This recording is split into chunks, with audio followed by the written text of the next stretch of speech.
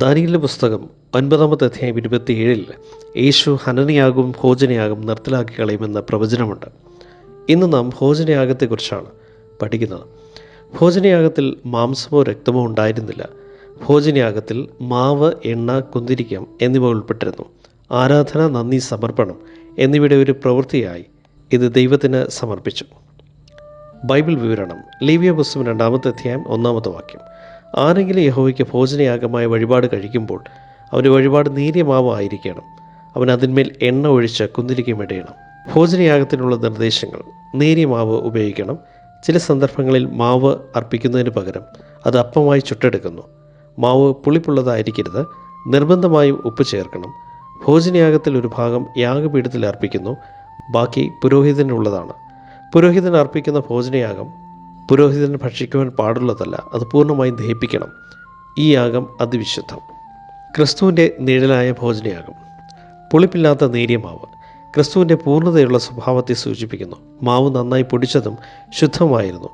ഇത് പൂർണ്ണതയും സന്തുലിതാവസ്ഥയും പ്രതീകപ്പെടുത്തുന്നു. ഇത് ക്രിസ്തുവിൻ്റെ പൂർണ്ണവും പാപരഹിതവുമായ ജീവിതത്തിലേക്ക് വിരൽ ചൂണ്ടി.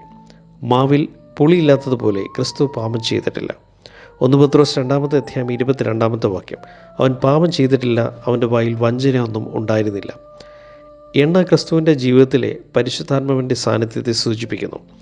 ബൈബിളിലെ എണ്ണ പലപ്പോഴും പരിശുദ്ധാത്മാവിനെ പ്രതിനിധീകരിക്കുന്നതാണ്. യേശു തൻ്റെ ശുശ്രൂഷയ്ക്കായി ആത്മാവിനാൽ അഭിഷേകപ്പെട്ടുവെന്ന് പ്രവൃത്തിയുടെ പുസ്തകത്തിൽ 10-ാമത്തെ അധ്യായത്തിൽ 38 വിവരിക്കുന്നു. നസ്രനായ യേശുവിനെ ദൈവം പരിശുദ്ധാത്മാവിനാലും ശക്തിയാലും അഭിഷേകം ചെയ്തതും. മാവിൽ കലർത്തിയ എണ്ണ ക്രിസ്തുവിൻ്റെ ജീവിതം, ശുശ്രൂഷയും പരിശുദ്ധാത്മാവിനാൽ ശക്തി പ്രാപിച്ചുവെന്ന് പ്രതീകപ്പെടുത്തി. നാമും അവണ്ണം പരിശുദ്ധാത്മാവിൻ്റെ ശക്തിയാൽ ജീവിക്കണം. കുന്തിരിക്കം ക്രിസ്തുവിൻ്റെ ജീവിതവും യാഗവും ദൈവത്തെ എത്രമാത്രം പ്രസാദിപ്പിച്ചു എന്നതിൻ്റെ പ്രതീകമാണിത്. എഫേസ്യർക്ക് എഴുതിയ ലേഖനം 5-ാമത്തെ അധ്യായം 2-ാമത്തെ വാക്യം. ക്രിസ്തു നിങ്ങളെ സ്നേഹിച്ചു നമുക്ക് വേണ്ടി തന്നെത്താൻ ദൈവത്തിൻ്റെ സൗരഭ്യവാസനയായ വഴിപാടും യാഗവുമായി അർപ്പിച്ചതുപോലെ സ്നേഹത്തിൽ നടപ്പിൻ. ഉപ്പ് ദൈവത്തിൻ്റെ ഉടമ്പടിയെ സൂചിപ്പിക്കുന്നു. എല്ലാ ഭോജനയാഗത്തിലും ഉപ്പ് ഉൾപ്പെടുത്തണമായിരുന്നു. നിന്റെ ഭോജനയാഗത്തിന് ഒക്കെയും ഉപ്പ് ചേർക്കണം. നിന്റെ ദൈവത്തിൻ്റെ നിയമത്തിൽ ഉപ്പ് ഭോജനയാഗത്തിന് ഇല്ലാതിരിക്കരുത്. എല്ലാ വഴിപാടിനും ഉപ്പ് ചേർക്കണം. ലേവ്യ പുസ്തകം 2-ാമത്തെ അധ്യായം 13-ാമത്തെ വാക്യം. ഉപ്പ് വിശ്വസ്തതയും സംരക്ഷണത്തെയും ഉടമ്പടിയും പ്രതിനിധീകരിക്കുന്നു. ദൈവത്തിനും മനുഷ്യവർഗത്തിനും ഇടയിലുള്ള നിത്യ ഉടമ്പടി ക്രിസ്തു സ്ഥാപിച്ചു. നിഴലും പൊരുളും. നിഴൽ ഭോജനയാഗം യഹോവയ്ക്ക് അതിവിശുദ്ധമായതാണെന്ന് വിവരിച്ചിരിക്കുന്നു. ലേവ്യ പുസ്തകം 2-ാമത്തെ അധ്യായം 1 മുതൽ 3 വരെ. എന്നാൽ ഭോജനയാഗത്തിൻ്റെ ശേഷിപ്പ് അഹരോനും പുത്രന്മാർക്കും ഇരിക്കണം. യഹോവയ്ക്കുള്ള ദഹനയാഗങ്ങളിൽ അത് അതിവിശുദ്ധം. പൊരുൾ നമ്മുടെ ശരീരങ്ങളെ പ്രസാദമുള്ള യാഗമായി ദൈവത്തിന് സമർപ്പിക്കണം. റോമർക്ക് എഴുതിയ ലേഖനം 12-ാമത്തെ അധ്യായം 1-ാമത്തെ വാക്യം. നിങ്ങൾ ബുദ്ധിയുള്ള ആരാധനയായി നിങ്ങളുടെ ശരീരങ്ങളെ ജീവനും വിശുദ്ധിയും ദൈവത്തിൻ്റെ പ്രസാദമുള്ള യാഗമായി സമർപ്പിപ്പിൻ. നിഴൽ ഭോജനയാഗം യഹോവയ്ക്ക് സൗരഭ്യവാസനയാണ്. ലേവ്യ പുസ്തകം 2-ാമത്തെ അധ്യായം 9-ാമത്തെ വാക്യം.